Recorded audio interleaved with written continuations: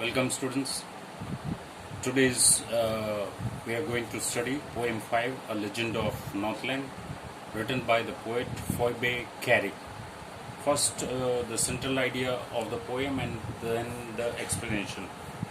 The poem is a folk tale passed down from one generation to another, which teaches us not to be selfish. It is meant to be read by small children. It is based in Northland, a very cold place where once Saint Peter came to the door of a little woman who was baking cakes and asked her for a cake as he was feeling very weak due to fast. She was selfish, did not give even a small piece.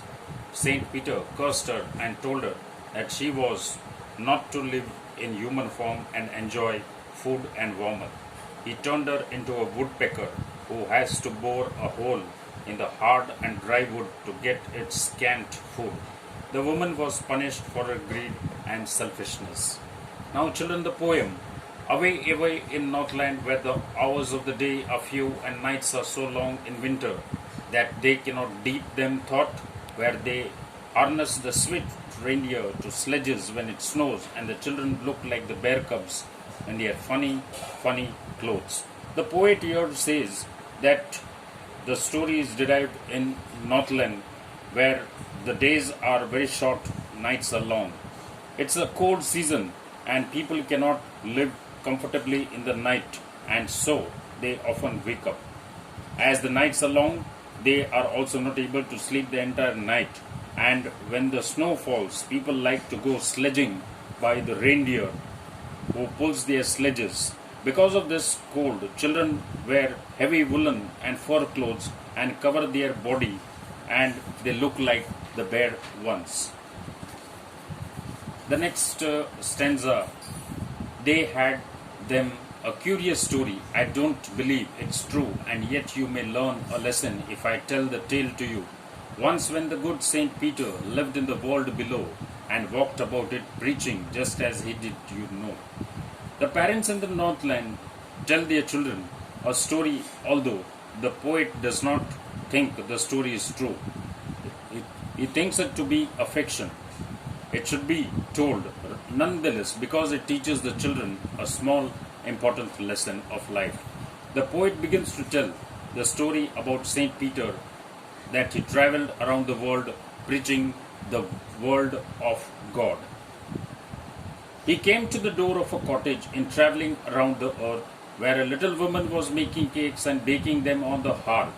And being faint with fasting for the day he was almost done, he asked her from her store of cakes to give him a single one. Saint Peter, here, he came to the woman's house in Northland, where the lady was baking cakes for herself in her fireplace. Saint Peter's body was very pale, and he was tired at the end of a very long day walk. He was about to faint as he had fasted. To sustain himself, he asked the woman to give him only one of the cakes that she was baking. So she made a very little cake, but as it baking lay, she looked at it and thought it seemed too large to give away. Therefore she kneaded another and still a smaller one, but it looked, when she turned it over, as large as first had done.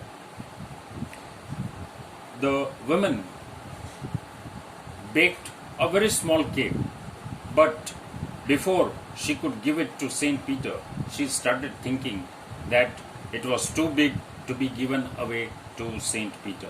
So the women went on making a smaller cake, but this also looked as big as the first one. Then she took a tiny scrap of dough and rolled it flat and baked it thin as a wafer. But she couldn't part with that. For she said, my cakes that seem too small, when I eat of them myself, are yet too large to give away. So she put them on the shelf.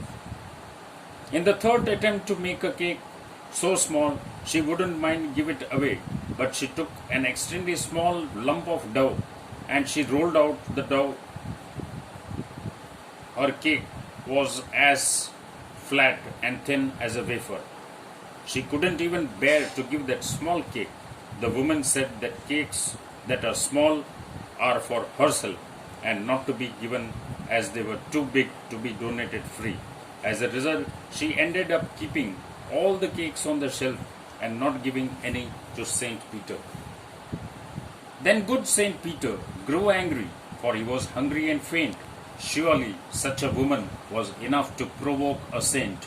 And he said, "You are far too selfish to dwell in a human form, to have both food and shelter, and fire to keep you warm." This angered Saint Peter because he was hungry and weak and needed some food. It is not easy to anger a saint, but the selfish woman had done enough to do so. Saint Peter cursed her, the selfish woman, telling her she did not deserve to have such comforts of human life like a warm fire, a house to live in, and good food to eat whenever she wanted. Whenever she wanted. Now you shall build as the birds do, and shall give you scanty food by boring and boring and boring all day in the hard dry wood. Then up she went through the chimney, never speaking a word, and out of the top flew a woodpecker, and she was chained to a bird. Saint Peter cursed the woman that she would have to build her own nest like birds do, and she had to dig holes very hard in the dry wood to get food to feed herself. The women went up the chimney of her house, being speechless, and had turned into a woodpecker. This woodpecker could be seen flying out of the top of the chimney. She had a scarlet cap on her head, and she was left the same, but all the rest of her clothes were burned, black as coal in the flame. And every country schoolboy has seen her in the wood, where she lives in the trees till this very day, boring and boring for food. As the women had been wearing a red cap and a human form as a woodpecker, her head was still the same shade of red in color. However, all the clothes she had been wearing seemed to have been burned and had become black, and that is what the color of the woodpecker's body was. The poet says that every schoolboy living in the village had seen this woodpecker, and that she still dug into the bark of trees looking for worms and insects to feed. This is the poem explanation, as well as I have read the poem. The devices, poetic devices which have been used here, children, I will tell you, is in stanza 1, away, away. That is, we find a figure of speech simile. A device which compares two different things by using the word as and like. In stanza 2, the children look like bear cubs, like, comparative word. Stanza 2, swift sledges, snows.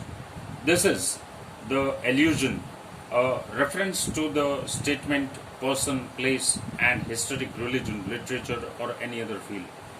Stanza 4 onwards, Saint Peter, repetition. Repetition of words and phrases in the same line. Stanza 13, boring and boring and boring. So, three figures of speech here we have. Main is simile, the second is consonance, allusion, and repetition. Thank you.